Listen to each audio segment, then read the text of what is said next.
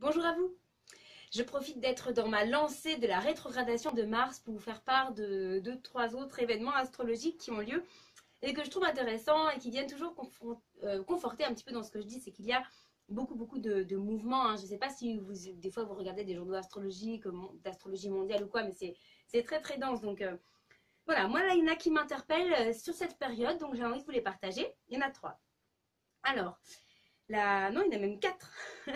Alors la première chose, c'est que, et on va lier les deux premiers plutôt. Il y a Mercure opposé à Pluton et le Soleil qui est opposé à Saturne. Et ça, on va dire depuis à peu près la mi-juin, le 17 juin, et ça ira pour Pluton jusqu'au 29 juin et pour Saturne jusqu'au 7 juillet. Donc on voit qu'on a encore là une période jusqu'à fin juin, même un peu la première semaine de juillet, où cette énergie va encore travailler. De quoi est-ce qu'il s'agit? Mercure, c'est la pensée, l'expression, la relation. Il est opposé à Pluton. Donc pour moi, ça vient positionner une énergie de remise en question. Remise en question dans, comment je m'exprime, comment je pense et comment je relationne. Donc c'est un moment qui est propice à une énergie de remise en question, mais aussi peut-être des choses qui n'ont pas été dites et qu'on a besoin de dire. C'est peut-être aussi le moment de les sortir. Donc c'est pas une période excessivement courte, vous avez un peu de temps devant vous, mais en même temps c'est pas excessivement long non plus. Hein. Donc là, en même temps ça a déjà commencé puisque c'était pour Pluton du 17 juin au 29 juin. Moi je dirais que c'est un bon moment où s'il y a des remises en question, à aller au bout de ce que l'on pense, de ce que l'on a à dire et à trouver notre positionnement juste. Deuxième énergie, c'est le Soleil opposé à Saturne du 18 juin au 7 juillet. Et bien ça, je dirais qu'il y a à nouveau cette énergie un petit peu de réalignement et de réajustement. Qui je suis, comment je me positionne, quels sont mes choix, quelle est ma cohérence, comment je prends la responsabilité d'être en cohérence avec moi-même. Alors selon vos thèmes, ça va se positionner dans différentes maisons, de manière individuelle.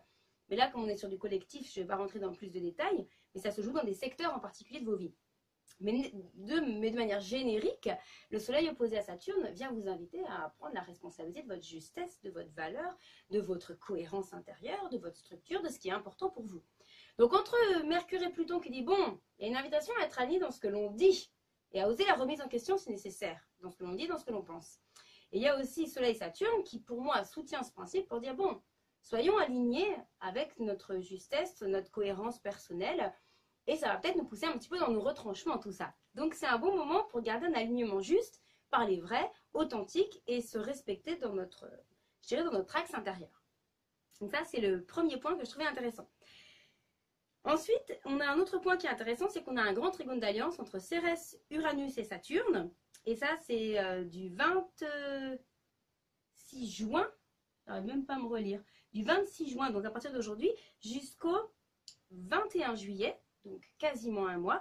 Là, on a une énergie qui est en circulation, qui est en alliance pour le coup, donc beaucoup moins en tiraillement, et qui peut inviter à faire des choix. Alors ça peut être une invitation à restructurer nos décisions, à restructurer nos choix, et en même temps que cette structure, elle soit complètement en lien à une liberté à l'intérieur, à une authenticité. Donc il y a quelque chose, il y a le vent en poupe pour dire, si vous avez des choix à faire, des décisions à prendre, des choses à organiser, faites-le d'une manière où vous êtes dans votre puissance saturnienne, dans votre justesse, mais dans une justesse qui est nourrie de liberté, d'ouverture, de créativité, et pas dans une forme de rigidité, d'exigence. Donc à la fois, trouvez votre force et votre liberté en même temps dans vos choix. Donc je trouvais que c'était un triangle très joli, et j'avais envie de vous le partager. Et puis le dernier élément, c'est que Jupiter, ça en fait beaucoup là, hein, on y va. Jupiter est au carré avec Vénus et Mars, qui sont donc opposés. Moi, je dirais que ça peut être une période aussi. Donc ça, c'est du 20 juin jusqu'à fin juin. Donc on est encore dedans pour quelques jours. Ça peut être un moment et quelque chose qui est sous pression entre ce que l'on désire et ce que l'on fait. Et comment est-ce qu'on se positionne finalement pour assumer la cohérence entre ce que l'on désire et ce que l'on fait.